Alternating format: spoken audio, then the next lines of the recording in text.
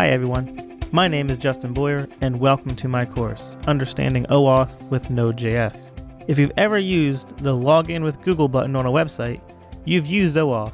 But how would a business-to-business application work with OAuth? In this course, we're going to build a realistic business application that uses OAuth to share data. We'll be using a scenario that will become more likely as OAuth adoption increases.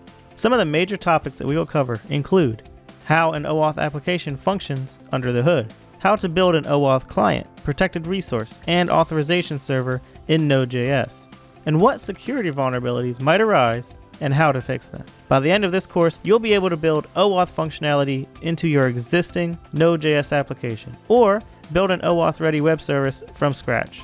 Before beginning the course, you should be familiar with the OAuth 2.0 protocol.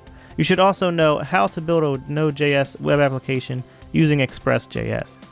I hope you'll join me on this journey and learn how to share data between web services with the Understanding OAuth and Node.js course at Pluralsight.